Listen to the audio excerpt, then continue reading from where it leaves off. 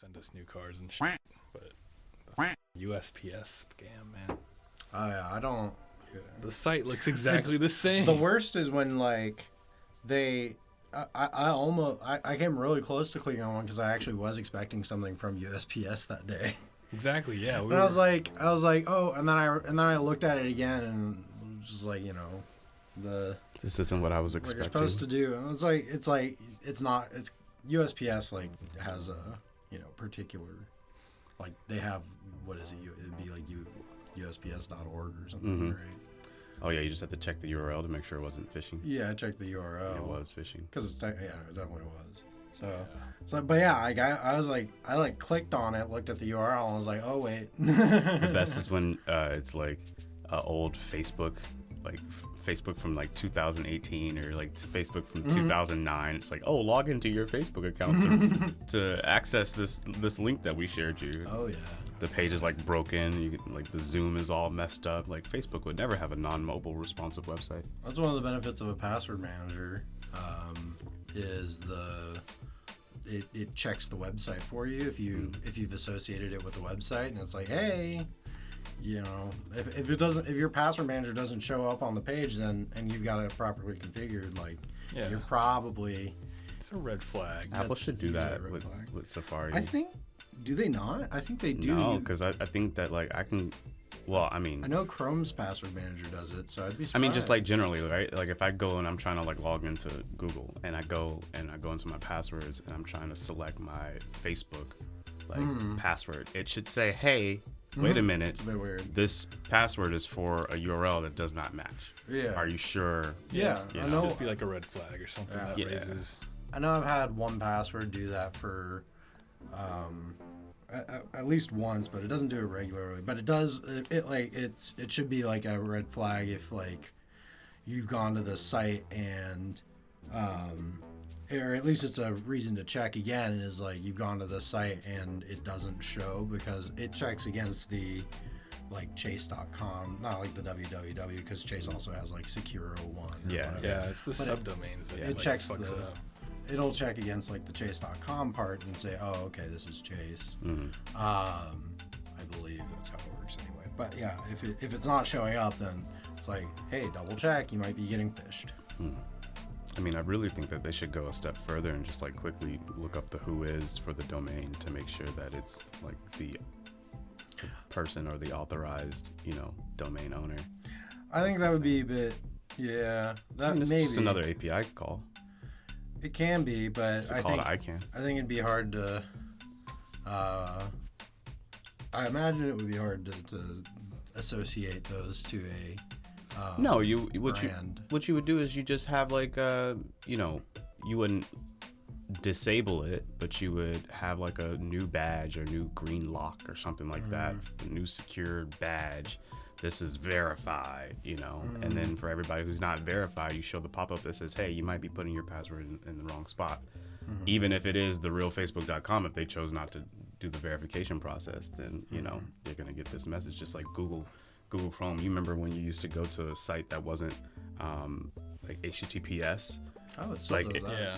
Well, like when it first started. Right? It would pop up. Well, a lot of people had not yet migrated over to HTTPS, even for some sites that don't really need it because you're not logging anywhere, you're not putting your information anywhere. Do you really need it? But now if you exist on the web and you don't have HTTPS, Google's like, wait a minute. I think Chrome and Firefox are both still do that, where it's like if you start like going into a website that's HTTP and you're on and it recognizes you're on a password page, it's like, hey, okay, any information you send is going to be unsecure. Like I think they still do that if it recognizes you're on like a page where you're putting information in. You have to like click proceed. It's like at your own risk. They should like fearmonger people and like show them this is what your password looks like written all over Facebook.com. Are you really sure you want? They did. This was a big pain because at my last company because we had VMs and we had like VMs that we would put our service on for testing. And we had unvalidated HTTPS certificates because we needed to test like FIPS security. I know, but we needed to test like FIPS security and didn't want to be paying for a new HTTPS certificate for every VM, or or whatever. And so I had to go through like setting these in our local browser. But if you didn't want to, for a while with Chrome, you could just click go proceed anyway, and then they took that out as like a default option. You had to press like a key combination to get the proceed anyway to show back up. That's ridiculous. How am I going to get to my streaming sites? How am I get to my unsecured? They interestingly seem to have valid, a lot of the time have valid HTTPS. I wonder who's putting their name under that. Yeah, right. Oh god. That's what I'm saying. Interestingly. So I guess we're kind of like already started. Hit the intro real quick. Welcome to the Super Something and podcast. The SIP podcast. I gotta remember what we're even talking about today. Soul's already sipping. We're talking about getting fished and avoiding that with password managers. We did that episode already. Security episode 2. Yeah, well, Jeremy started us off. I don't know if we got it on camera, but he was talking about getting a new password manager based off of that episode. So Password managers for the win. So It's amazing. we've already had one success from that episode. Is what we want to talk about here real quick. Yeah, we might. Honestly, I am also really curious to hear about like your meeting of this LexisNexis employees. Oh, yeah. We're gonna get to that. I want to hear about that. Welcome to the Superficial Intelligence Podcast. I'm joined by Chris and Jeremy. Today we are revisiting some topics that we talked about in the previous episode surrounding security. We know that Chris met a LexisNexis employee, so that's pretty interesting.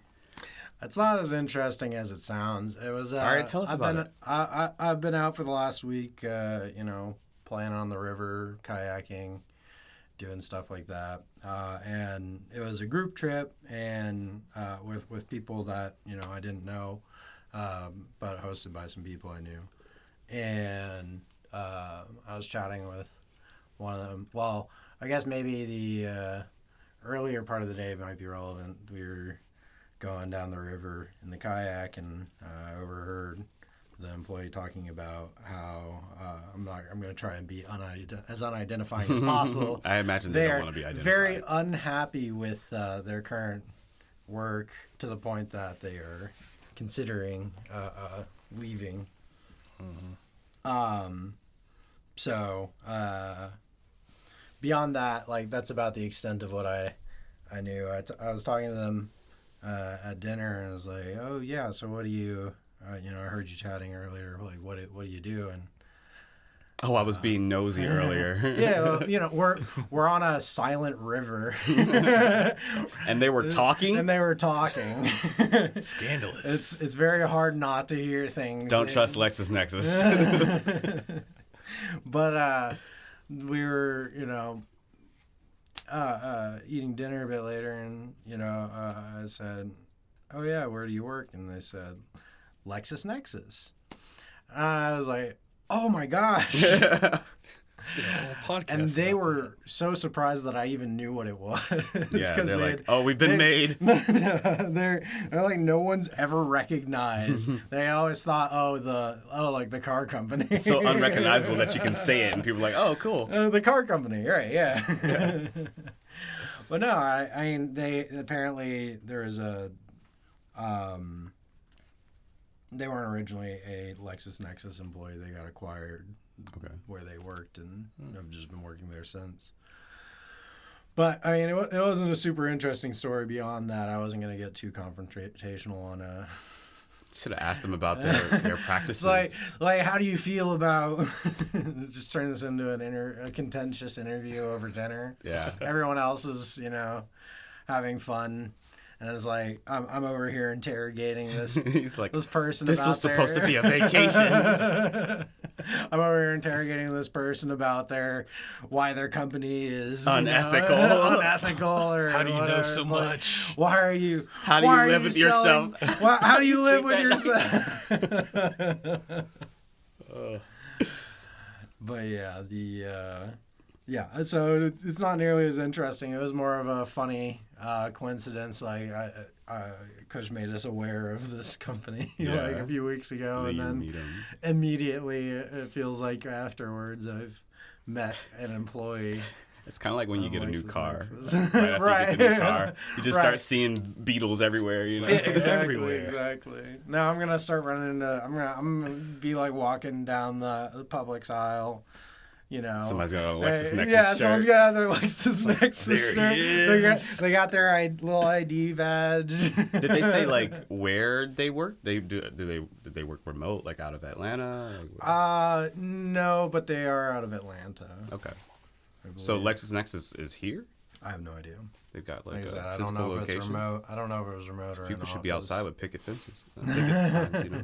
I'm still waiting I'm on my sure they're in reports an. coming I'm sure they're in an unmarked building. Yeah, right. No logo, no nothing. Just a Based number on there. the- Yeah, they're just One of those big brown buildings with a number Yeah, on it. exactly. Black windows. It's like a warehouse. Yeah. Like Just weird the- vehicles going in and out of a locked Yeah, garage. We don't worry about It's all that. Brinks trucks. Yeah, exactly. All right, well then, what's our next topic? We can talk about the rising of our AI overlords. Yes. Yeah. Gemini or Bard. The new Sora video Sora. generation. Yeah, yeah. I don't know if y'all have Copilot. seen that. Yeah, I saw that. That's it's pretty interesting. It's really interesting where we are now from when like Trump and Biden were eating spaghetti. You remember that? And their faces were like morphing. I remember back in '91 when we only had angel hair spaghetti. Now look at us. We've turned things around. It's tremendous.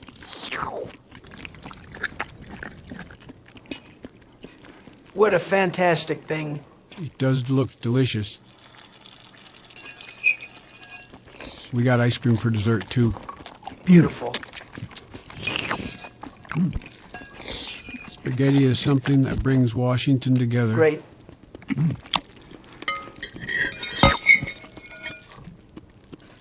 Can you imagine what the Russians would think What of about all 'em? this spaghetti? They'd go, these people are crazy. And the Will Smith. Yeah, the Will Smith. Oh, that's hot. That's hot. Uncle Phil, come try this. Fresh pasta of Bel Air. Oh, that's hot. That's hot.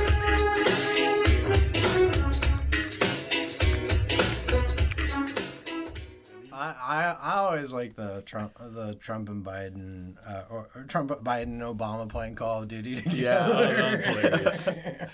Or like them eating Oreos or something like that. There was like a video of that too. Obama's camping. I'm just here to get kills with my knife, folks. I need to go back and watch that. I don't think I saw that. But no, Sora is really interesting because it's really good. Now there's still some downsides. Like you can still tell it's AI video. I saw a video of like a woman walking. I think it was in some other YouTuber's video or like a demo presentation or something like that. But some woman was walking down the street of like, I don't know if it was like New York or Tokyo or something like that. But there were like a lot of lights behind her. There's like water on the ground and stuff like that. Yeah. And while she looked pretty okay, the other people around her were like walking at like weird speeds and just like kind of sliding across the ground. Exactly. Yeah, there was like one dude moonwalking definitely- in the back. Yeah. There's You can tell. definitely a ways to go. There's definitely ways to go with the details of a shot with those. Like the other one I saw was a couple walking down like a snowy street in I think also in Japan somewhere was the idea, and it looks okay as like if you only are looking at the main part of the shot, but like if you're looking off to the left and the side, like there's the trees and stuff, and the trees stay relatively consistent, but behind the trees, initially there's a road. And as the zoom goes in, if you're looking at the road, the road turns into like a river. And then, it turns into like a river or something. Like the road just disappears. Oh, okay. And the other thing is like the people are, walking down like it's supposed to be like a market street, so they've got like stalls with the little roofs or whatever, but the roofs are like over time, if you watch those roofs, like at first they're like lower than the couple, like it's at their waist height, and then as it zooms down into them, the roofs like raise up, and they're trying to do like some weird perspective. It's like it's not trying. I don't think it's trying to do the weird perspective. I think it's kind of happens. and then the roofs turn into like a handrail at some point, or maybe it went from being a handrail to being roofs. It was kind of like a weird. But again, it's like the macro parts of the shot, like the trees are there, but like the minor details will just change under the hood as you're looking at it, and so it's hard to notice on your first viewing. But if you're, trying to really look at what's going on in it, all of a sudden things start making less sense. And it seems to have like some kind of morphing problem or something like that. Because I saw one video where they're like digging a hole on the beach. And then all of a sudden the shovel turns into a chair, and then like whips out the chair, and then a second person grabs the shovel, and then they get another chair out of nowhere, and then everybody has chairs. The other one, I saw one, there's like a cat like waking its owner up. Yeah. And it like reaches its paw out and touches the owner's nose, and then another paw. Yeah, comes my up, God. and then it brings its paw. It brings one, and then it brings the paw Wait, down. this is all with Sora? Yeah. These are their advertising, like the ones they had in the initial release. Yeah, because they definitely cherry picked the ones that look that the best for saw. sure. Yeah. Like the initial announcement, like these are like some of the 100 videos that they put out. The one, I think the one maybe most people saw was that astronaut out in the white desert or whatever. It was like an ad for a sci-fi movie. Okay. It was like cinematic, and it's just like these The next weird Tom Cruise cuts. Mars movie. It's like these weird cuts, like just spinning around this astronaut, and it's like the interesting thing is it was able to keep like the look of the astronaut relatively consistent. Yeah. But like from the background was uninteresting enough because it's basically just a white plane. It's the salt for flats, a lot of it, right? It's like salt flats or something. Did you see those in the Vision Pro? Yeah. It's like the salt flats, and you see. So there's not much for you to notice. Like you'd probably, I'm sure if you like zoomed in, you would see like the salt like moving unnaturally, but like Having a dance party. but it's like the weirder thing is like just the way the shots are organized is just very like dizzying from a cinematic perspective, I guess, where it's like it's literally spinning around this guy at this insane rate, and it's like that could be like a cool shot if it was followed up by like a still shot or something, and then it's like another spinning shot, and then a cut, and it's like this is supposed to be like a sci-fi movie ad or whatever. And I was over here sitting. I can't help but think like where it's going to excel, at least right now, where it can excel is in like abstract like shots of things that don't have to have a lot of structure, like clouds, for example. Yeah. If you just needed like some video of clouds, or just like water flowing or something like that. I feel like, well, water flowing might be hard because that still follows a set like pattern. Because they had a stock video of El Capitan, or like one of the mountains on like in California, and it looked photorealistic. I couldn't tell that it was AI. Yeah, and I think that's where it's gonna excel, of like stock footage, landscapes, anything that doesn't have fingers. Stock footage, anything that doesn't have like fine details that are moving a lot, right? Yeah. So like, I imagine El Capitan would look fine because like the trees aren't like if it's just looking or doing like a slow zoom or something. I bet it exactly. could keep... It's like a slow panoramic type of thing, like a drone shot. But like the second you start getting dynamic and having lots of things happening, I think it's gonna stay pretty out of control. Did y'all see that promo video that I made for? Shameless plug. Did y'all see that promo video that I made for the song that I just released? I have not seen it. No. I'll have to show you, but I'll have to show both of you. So I used Midjourney to create like a bunch of clouds, right? Like just one by one, I made it create an individual cloud, and then I had it like give me variations of that same cloud. I had maybe like 10 or 12 or so clouds. I also had it generate like a just plain blue sky, right? Nothing in the sky, but I wanted that kind of gradual, that gradient of like what a sky really looks like. And then I took the album art put it in the background, like behind the clouds. I bunched them all together, and I made it create the clouds on like a plain background with nothing else, just that single cloud, so that I could use, like on the Photos app, if you press and hold on the center subject, it just kind of like can make a a sticker. sticker. Yeah. So I made stickers from each of those clouds by doing that. So the edges were kind of rough, but because the clouds were all bunched together, you really didn't see the imperfections, right? Bunch them all up over top of this album art, and then use Procreate Dreams to animate them all like pulling away from the album art as it like rose up. And I'll have to show it, but it was really cool that I could do that with just like AI generated clouds. So I imagine something like that you might be able to do with like a Sora or some other AI video.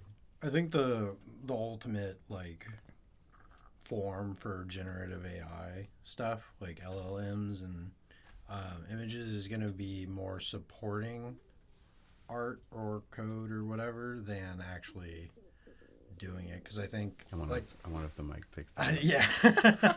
Ready for Korean barbecue. I hope not. You didn't eat breakfast waiting on the Korean barbecue. Pretty much. Well, that's true though, because that's basically what Solo did. Like used AI to enhance to his creative the ability. individual parts of it, and I think that's probably the best usage, because I don't know that there's going to be a good way to avoid hallucinations at scale ever. Well, maybe not ever, but like I think hallucinations are hard to avoid. I'm really excited to see what Apple comes out with this year. Have y'all heard about like the stuff that they're doing? Tim Apple has said it himself. He said it There's himself. An AI push or something like that. I mean, yeah, it's the thing. Like, Nvidia's holding up the entire market right now with really though, with their AI stuff. I Right? wish I worked It's for like- Nvidia. Those stock options. Just buy more video. For real though. But I mean, AI is the thing right now. It's kind of where, like RDBMS was, or relational databases were back in whenever they came out. Is a similar story. Is like, even if you don't have something that's actually a relational database, it's like you just say, oh yeah, we've got relational database stuff in our code, just like like people It's related. People are here like, oh yeah, we've got primary AI keys. capabilities in our product, and it's really just like sorting and like searching things. It's like 20 if statements. It's like 20 if AI statements. capabilities. We've got AI They've really just been capabilities. using ChatGPT. Right, or yeah, it's like, oh gosh, those are the worst. Is the we're adding AI capabilities, and they literally add like the shittiest ChatGPT implementation they can come up with, which is like pass like one like paragraph of text from the screen, or just pass like the entire screen's worth of text into ChatGPT, and like give a summary with like an extra little bit of prompt. So like at work we use like our CI platform, and so it just it's like learn about your tests, or like what does this test problem mean? And I click on it, and it's like, this shows that you have a bug. It's Thank you, language learning model. Jeez, you're No so right. Sherlock. It's like I mean, it would have been better if you just had a feature that identified or like found the actual error and then just Underlined it with red or something. No, pasted it into Google for me. Yeah. That is the feature I would want. Just Like I don't Google Stack Overflow. Honestly, find the best way to like search my question on Stack Overflow. It's like, yeah, I don't want your AI hallucinating an answer for me to my, it's like it's gonna start telling me Avatar hasn't come out yet. Right? And I'm like, I just wanted to know what this bug is. And it's like, so I think like things like Copilot or being able to, generate a blurb of text, like I'm sure, product and sales people and like people who are constantly writing up emails are having a blast with ChatGPT right now, because when it's not like high stake, or it's not like high stakes information, or you're just trying to like generate like a friendly opener to someone, I think it's really good. I know I used it once to write a cover letter for someone, and then I told it to change the cover letter in random ways. At some point, I made it say, "Okay, now write it like you're an angsty anime protagonist who has fallen in love with the with the hiring manager." And Oh my god. and it does it. It's funny. It's so funny to just like play around with the prompts and change it and okay, now rewrite this in this really dumb way. But like when you're actually looking for information out of it, that's when it's been getting more dangerous. Is like because it'll tell you even when it's better that they're starting to cite their source or they're starting to cite sources. Mm-hmm. So you can actually go read those. But like even if you're citing those sources, it's pretty easy for it to go down the wrong path. Like with GitHub Copilot, it uses your code as the source that it's trying to use as the source of truth for for the context that it's using, and so it's going and reading the code you have open currently and saying, okay, here's what it is, and even then it's still like it's designed to write code, or it's been taught how to write code, I guess, or it has the extra prompt for that, and it still starts it starts copying things that were written previously. It comes up with its own answers. It comes up with its own idea of what should be done rather than what you're actually asking it to do. But it doesn't find the bug and fix it. It can find bugs. It can. I don't actually use it for that. I use it to speed up writing for loops and stuff. Yeah, like boilerplate code and stuff like that. It's perfect for that. It's great for that. When you don't want to abstract a piece of code and you want to create two functions that do a similar thing, like let's say you're going through a grid and you want code to look at an entire column and code to look at an entire row, and then do that. It's it can just generate that code instantly, or it's here, convert this from seconds to milliseconds, and you can just say handle all time zones. Yeah, handle time zone. Yeah, const 2. But you're writing. You say const 2 milliseconds, and you put in hours as the variable, and it will figure that out pretty quick. So it handles a lot of the dumb boilerplate, or which is useful, and it is able to read your code, so it can tell okay, you just wrote first, and now you probably want last or something based on the other thing. And I think the other benefit is if you're trying to really do more prompt engineering, you actually end up with really well commented code a lot of the time. You know what this is going to lead to? So many more projects being over-engineered. Yeah, that is the one thing is I shouldn't be writing my own to milliseconds function, right? And that's the thing that I think at least GitHub Copilot could do better is recommending libraries, and not saying when I write 2 milliseconds as a function, it should just import datefns or something, or say you should try datefns, right? Suggesting things rather than just. Yeah. But then you're getting into hallucinations. It's because it's supposed to be able to if you say, hey, what's a good library for converting time to seconds, and it's it gives you a library that's been out of date or in TypeScript, and it gives you a JavaScript library that's been out of date for 10 years or hasn't been updated for 10 years, and you're everything's deprecated. Everything's it's using the original JavaScript. And it's where did you even find this? Before you know it, you've written your own framework. Right. Really though. Right, and it's okay, why? And then other times it doesn't. I think I asked it I was looking for a date, a duration library, and it made up a library, on the spot, and I was this seems like a plausible thing, and and the chat it's like, okay, just run npm this library, and I do that, and npm's like, no, that's not a library. Those hallucinations are killer, man. Yeah, that's the big thing you have to watch out for, no matter what, with any generative AI, is the hallucinations. I wonder if it'll be better if it can connect to the internet and actually like Google search things real time. That's what I think Gemini is doing, right? It's like you'd have a really Allegedly. dumb intern. I think And it's like, yeah, go Google search this for me, find a library. And it's like, do I trust the things that you're saying, though? It's like, I always have to go in and double check it because it's like 85, maybe 90% there.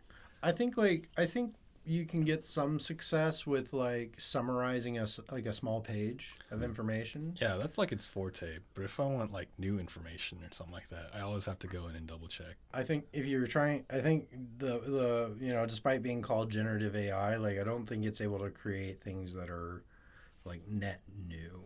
Yeah, it's just copying things, which It's is if it's something that existed already in some form, it can mash it all together into something that's new. Yeah. But somebody's it's going to try to derivative. summarize the hub. in one sentence. Yeah, in one sentence. Is the hub. No. I think most AI is 85 to 90% there. Because, even going back to the video part, the Will Smith stuff, eating spaghetti, that was maybe 10% there. It had a human there, and there was spaghetti. Yes. But a lot of the rest of it- intricacies, yeah. It's I feel that generative AI will never be 100% there. I think they can get it up to 99%. They might even be able to get it up to 99.9%. But That's I mean, the for the dream, people that are though. making For a lot trippy of- music videos, though, honestly. oh yeah, you can definitely make some trippy shit with it, and that's. It's probably that's another 100% place. there already, though. Yeah. Right, For that's what trippy they're music doing. videos. I mean, people are making trippy videos and then claiming they're not trippy. Yeah. Before Sora, it's I'm trying to make an entire AI generated movie, and they're trying to piece together screenshots from mid. That's an idea. That's going to be things, possible, whatever. though. It's It's going to be really- crazy. You put on your Vision Pro. Imagine this. You put on your Vision Pro, and then you type in what you want to see. Oh, make me a movie of Godzilla fighting my dog. And then all of a sudden, you're in that scene. Oh, that and would it's be- 90% there. And might be Godzilla is trying that fighting later. software. We might be trying Just that. literally a lucid dream, come true. I mean, that would be an interesting thing. I think. You guys trying to It's- create a playlist on our channel called Lucid Dreams? Let's get this Sora model running Yeah, and just- fucking start it up. But that's gonna be possible in the future, and that's the vision of where generative AI, at least in video form, is going. That's the idea. You're always at risk. I feel like you're always going to be at risk of people trying to work their way around the prompt for whatever reason. Nefarious bad actors. Right? I don't think, because again, the problem with these models is ultimately you have to give them some. If you're trying to do something useful, you probably have to give them some sort of information that you don't want people knowing, or there's something they shouldn't be doing, which is Gemini's current issue. And hope Yeah. they're not just posting all of your requests like Midjourney does. Right. So, or Gemini, where it's oversensitive to, racial politics, I guess. The guardrails are just. It's the guard. Or So it's make it's you a black to Elon avoid- Musk. It's make me. It's as simple as please make a white person. And it's sorry, that's too Sorry. political for me. Here's an Indian one. Reverse cultural appropriation. They've got on a white jacket. Right. But there's gonna be ways around that, especially in the future once these things Draw go. Tom Cruise. Best I just- can give you is I a black just Tom can't- Cruise. I'm just what if because the whole thing about Gemini making black people exclusively. What if you told Gemini to make you a person with a white face, and they literally just put a black person with a white face? I was Kills me. canceled immediately. Oh my god. But it's that's the sort of thing that's I feel like you're not going to be able to get out of, because with the way at least it currently works is it's not actually smart. Like it's a robot that can talk, basically, right? It doesn't think, right? It just talks, and it sounds It's a parrot. It's a very complicated parrot. Yeah, based off the consciousness of the internet pre-2021. Dude, that would have been a great name for the first AI. Duck AI. Yo, we could put a layer on top of ChatGPT. Hey, we're gonna have That's to ours. noise that one out. Duck AI. It repeats everything you say. We'll duck. We'll just make it so we say duck. Quack AI. No. It's duck AI. Every time. No one hears what we actually say. Yeah. Just clip me saying duck AI and just put that over it every time. Yeah, there you go. Thanks. I'll use that. What's really interesting, you said something earlier, and it made me think about, of course, because I'm a sheep, Apple's AI that's coming out. And it was just related to like the sources, like how these models are now starting to put out their sources. And I read that that's something that Apple is heavily focused on, is making sure that whatever response that they can give, that they give you, they can share where that information was sourced from, and they have like, trusted sources. MSNBC. That makes sense. Yeah, that's the way that I think a lot of the generative AI is going, because I think actually regulation, like I think EU regulation is starting to move in that direction where it's like it has to be sourced. Like, But what if the sources are so many Right. different ones combined Well, that they just give you like this Yeah. page full of like URLs? Yeah. Right. There's Well, that's the 69 thing. Is like sources. it's like it's like here's the top 5 sources, and But the other thing is like there's no way to really say every possible source, but like it should be able to like say this is like where this information is kind of coming from, right? 54 pages, one word from each. Right. It's like As long as it's not sourcing from like a Reddit post 12 years ago. Well, or it's like something, if it Guaranteed. is, if Yeah, it is like facts. if it's like fine, I don't know how they're like sourcing information on any of these, because there are some like I said, like I think Gemini is the one that's the prominent one that's doing it right now, but they've started doing it in a few different places where it's like, here are the related sources, because I believe there's regulations coming up that are like there has to be like relevant sources at the bottom so that people can find non-generated content that actually affirms this, right? And it's not just that at least lowers the risk of someone going and posting or trying to that lawyer who submitted an entire AI generated brief to the court. What? Oh, I didn't hear about that. Did it work? No. Oh. No. Damn. So the way briefs work is you cite cases, right? And you're trying to say, okay, so in Right. Marbury versus Marston in the state of Georgia. In 1995, they decided that murder is actually okay. And The judge is like, get it. right. It's like, but the way those sources are cited is it's like there's no ambiguity about where these sources come from. It's not like when you cite like Wikipedia on 2020, right? It's like if you put this citation, there's a very specific case, and it's very well this is all very well documented, and everyone has like copies of these cases that you can cite. So you go into basically like you give the exact page number and like line basically that you're citing, and so what allegedly happened, according to the lawyer that did this, is he was supporting a client out of state and got a local lawyer to assist in writing the brief. And then that lawyer is the one who did the chat GPTing. And he just submitted wanted to it make a without buck. doing his due diligence. Oh my god. So the judge is like, so where are these sources coming? Or like, I can you please provide like the sources? And basically that's like, at that point, like the judge is saying, I don't. this is I don't no. fucking It's like believe it's not even. I don't think that's right. It's like the judge is like, just go ahead and admit that you you made this shit up or something, or you used like ChatGPT, right? It's like the judge. There's literally no way that this lawyer had some source that like wasn't in the like judges or other lawyers' ability to find. What do y'all think? Should AI generated text be considered plagiarism? I don't know. I don't think so. But it kind of depends like what I don't know. I don't think like I don't think it should be considered plagiarism, but I also like don't think it should be trusted.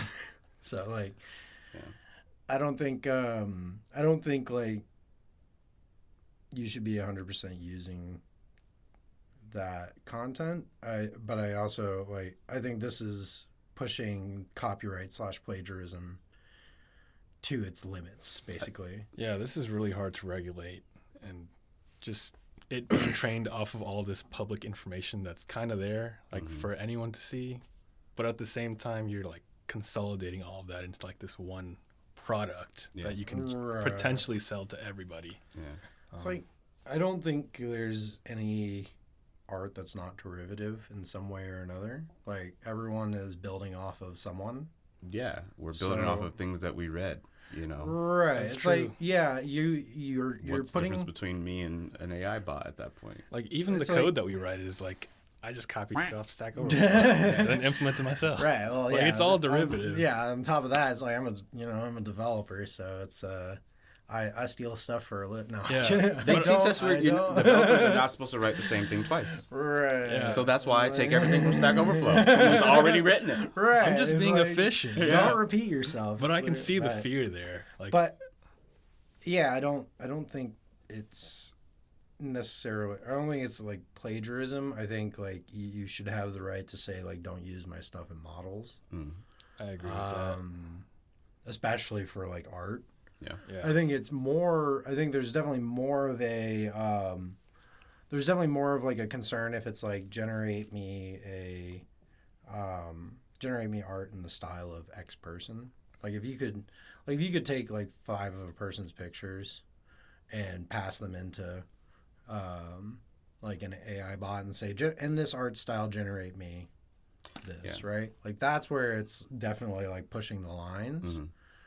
Or maybe not even pushing the lines, but then at that point it's like you're kind of also injecting your own creativity when you say generate this, which right? is not going to be the exact same thing sense. that someone else has done.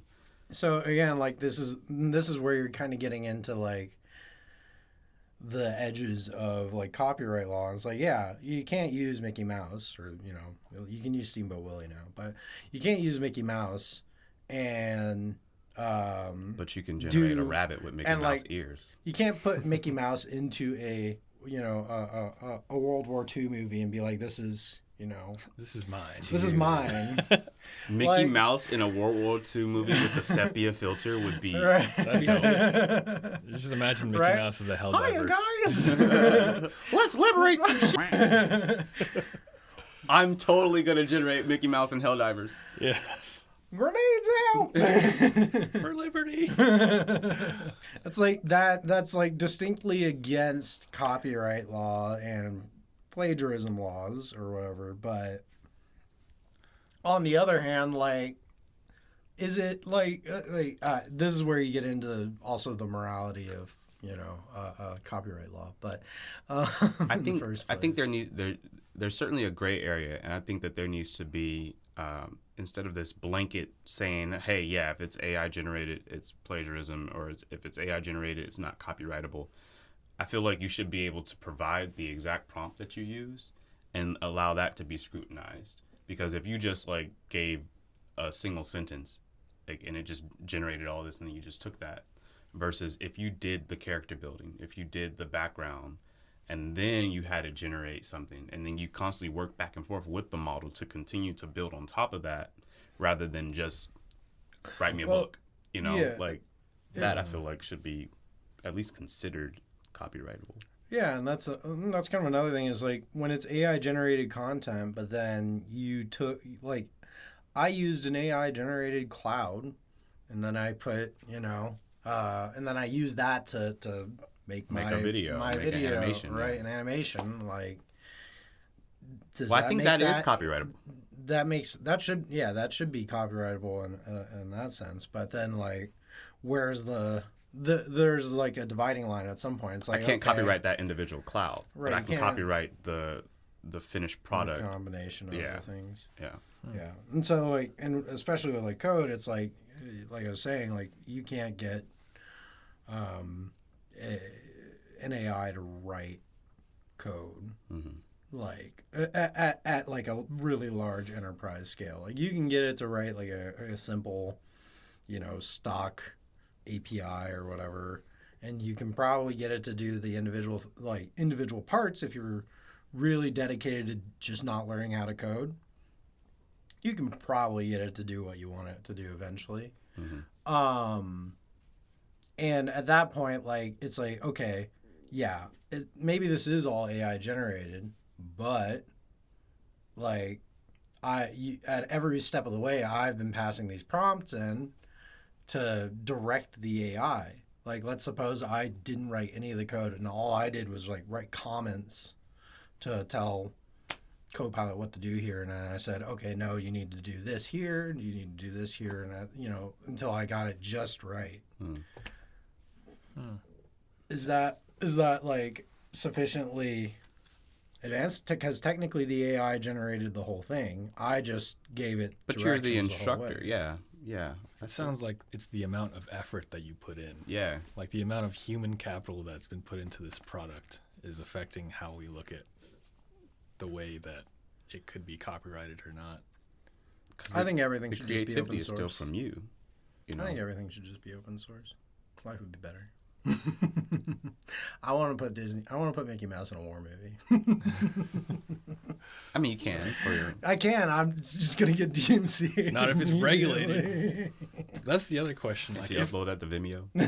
if this is all regulated, I feel like there's going to be like a wild west of AIs, like open source AIs that pull from wherever the they want. AIs that are instructing other AIs to generate something so that it doesn't have to use that processing power. That was It's a thing. there was that is like one of the concepts people were using to generate like kind of slightly more complicated code.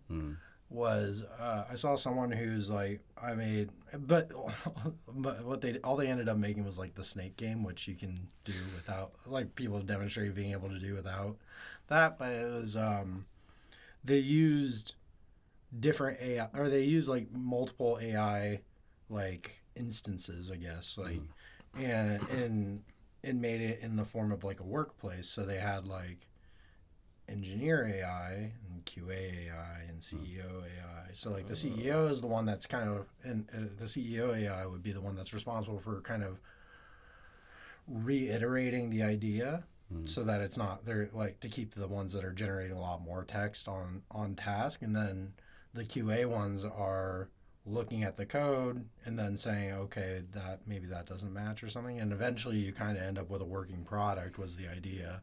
What? So That's wild.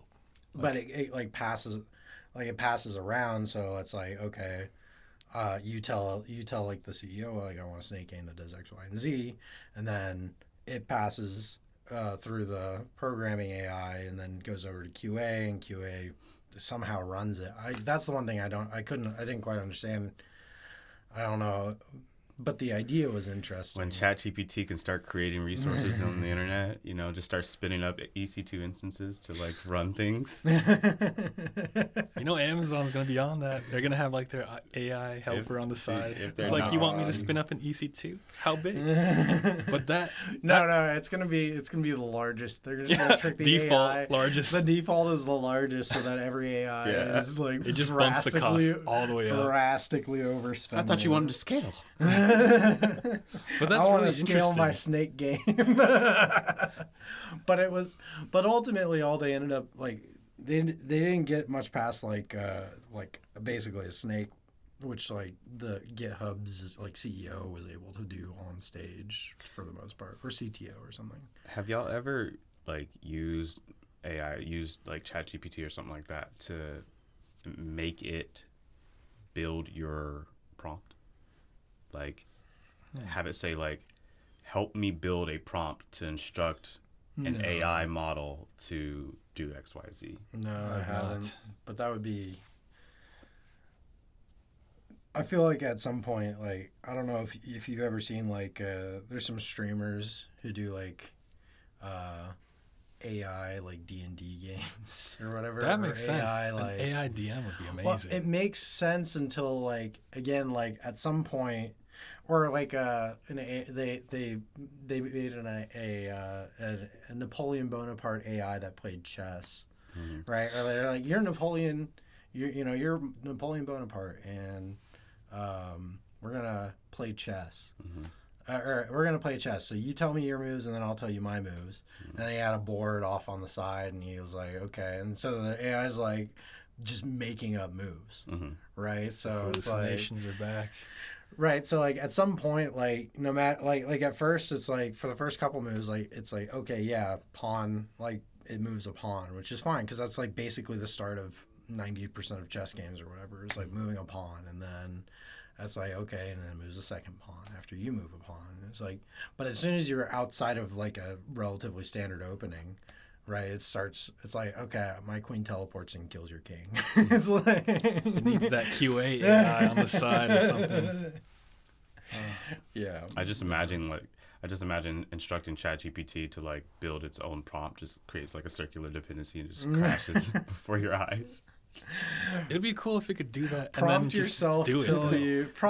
till you build a Max stack size. See? prompt yourself until you've built a general AI. The servers at OpenAI are on fire. ChatGPT, go prompt yourself. But that's what it's doing with like the whole CEO QA Oh, programmer yeah. thing, though. Like, you just like here, generate a prompt. It's like I feel like by the end of it, you've got you've just got gibberish going back and forth. It's just throwing like literal random letters back and forth. it starts talking in assembly language, machine code. What I want to be able to do, like, is to use ChatGPT to generate my Midjourney query so I can get closer to exactly what I'm trying to get from Midjourney. Does ChatGPT know what you want? though? Yeah, that's You're the the only thing. one Well, who knows what I've you got to want. tell ChatGPT what I want, Yeah. but like, I know what I want. But oftentimes when you give that to Midjourney, it comes back with like something that you did not intend, and it's because you haven't structured it you haven't engineered your prompt in the way that Midjourney like can best receive it, right? But maybe ChatGPT or OpenAI, some model understands and has like a database that it's been trained on of everybody else's queries up to this point, right? And we'll know how to best instruct it. Side note, this is why we will always have jobs. Yeah. It's like pulling technical requirements out of someone who's not technical. Yeah. That's Right. basically what ChatGPT is trying to do for you. Exactly. All right. Well, Join us next time. We'll have our detailed LexisNexis update from Jeremy, and our LexisNexis expert Kush will be here to review it. To scare you. don't forget to test if the subscribe button lights up when we say subscribe. Yeah, subscribe, Click subscribe, the subscribe. button. Click the button if you Subscribe. see it lighting up, or if you don't. I think I saw it work once before, but it's not all the time. Yeah, I mean it's AI based. It's probably hallucinating. Yeah, that we didn't It's say hallucination. subscribe. It's probably All told right. someone that it was clicked and I think that's good. wasn't. Thanks.